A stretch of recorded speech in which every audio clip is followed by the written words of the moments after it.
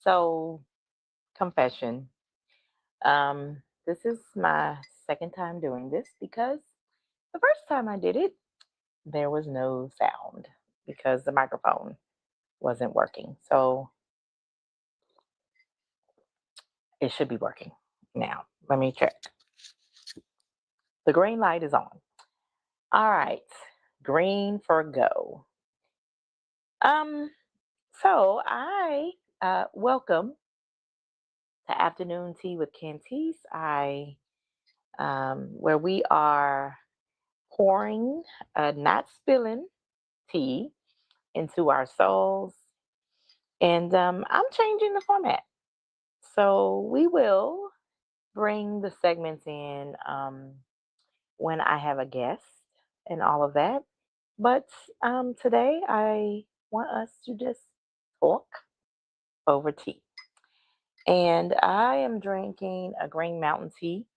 Uh, Rishi is not paying me, but they are a good brand. And I'm having this because a couple weeks ago I was dealing with the drainage and the sneezing and the all the postnasal drips and things. And so I like this tea because it has this organic mountain tea that is caffeine free, but it also has in the blend ginger, licorice root, chamomile blossoms, as well as organic oregano. All the things that are good for breathing and clearing and all the stuff. So I did add, don't usually, but add a little tinge of honey to this. And I am actually on soy right now. I did the eat right for your blood type of scenario, which that is something that maybe if you're interested, we can get into at a later time, and I can have a guest on. We can talk about it. But anyway, I found out that soy is actually good for me, or something that is okay for me to have. And us women out here that are in the primes of our lives, we are also always thinking about ways that we can balance our hormones, and soy is actually good for that. So that's what I've got in here. I've got my tea, a little bit of honey, and soy. So as I am starting this new season of afternoon tea with Cantice, I thought it would be good to talk about why I do what I do. And so um, many of you may know, and if you don't, I published my very first book in May. Oh my gosh, it's almost going to be a year, so we'll have to celebrate that of 2025. Me Moment, and it is a self care guide for high achieving women and Black women. So it is about self love and putting ourselves first. And so I wanted to talk about not necessarily the book, but why I do this work, why I do what I do. And so in the book, I talk about both of my grandmothers, Grandma Jannie and Grandma Ruby, and how I had a front row seat in them being really monumental in shaping who I am, along with my aunties and my mama and godmother and all the fabulous women in my life. But particularly, um, probably maybe not even fully aware, I had a chance to be with them, be around them, and watch the sacrifices, their way that they showed up to take care of the family, to be for their kids, their grandkids, their community, their church, and all the things. and how both of them, unfortunately, passed away and experienced illnesses that have implications connected to stress. And in a lot of ways, there was ways that some of it could have been prevented or lessened. Um, and so uh, I am uh, really getting present to how um, there are things that I glean from them in amazing and positive ways. And there's also ways that I watch them carry a load.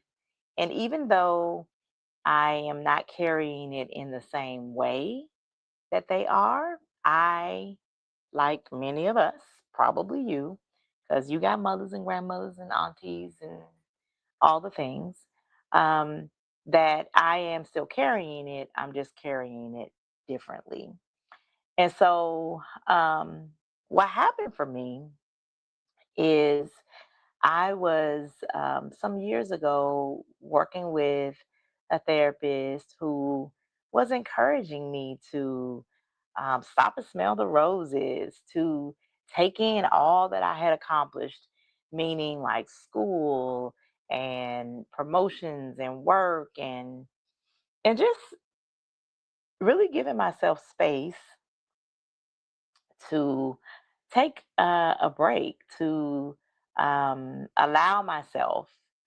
And, whenever I was having these conversations, I actually felt pretty triggered because I just was like, girl, I don't think you understand. Uh, I grew up around people that always had to keep the pedal to the metal.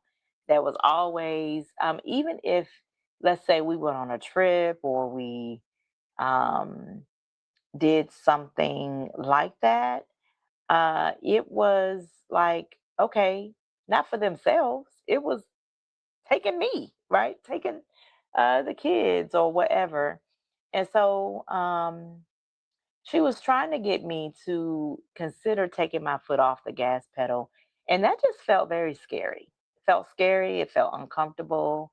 It felt like I was hearing a foreign language or being told to do something that not only felt impossible, but also felt like it was dangerous. Like if I let up, what was going to fall to through the cracks? Like what was going to be messed up at a later time, or what other shoe was going to drop? So, um, as I continue to try and digest this, I also was feeling kind of sedentary. I had some kind of physical issues and was looking for a way to start moving my body, to start just sort of being more active. And one of the things that was suggested to me is to maybe incorporate something fun that you enjoy. Well, I always have enjoyed the water. So, um, being in water, playing in water. And look, I'm a brown lady, so getting my hair wet wasn't a part of it, but I found a way to be at the gym in the group exercise pool and start moving, and it was quite enjoyable. And so one day, I actually found myself, I didn't plan it, I probably couldn't have even arranged it, but in this pretty large group exercise pool by myself, alone. And in that moment, what actually came to me was the stillness of the water that brought about a sense of peace and quiet that was very surprising. And as I was sort of in that space and sort of floating very quietly, I heard a whisper. And some people call that whisper the still small voice. the Holy Spirit. And I heard this: until you put yourself first, the work, the purpose, what it is I'm calling you to do, it's not coming. That I require you to be fully clear about who you are before you push yourself into more and more and more of doing. And I can tell you right now that had I not heard that, I don't think it would have been easy for me to do. And so that was several years ago.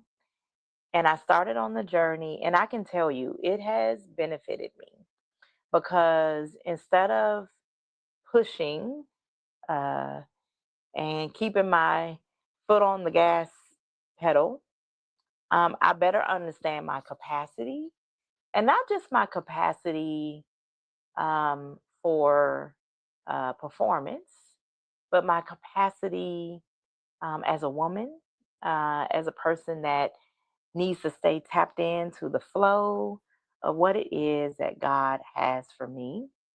And so now I'm really clear on not just what it is that I am to do, but why.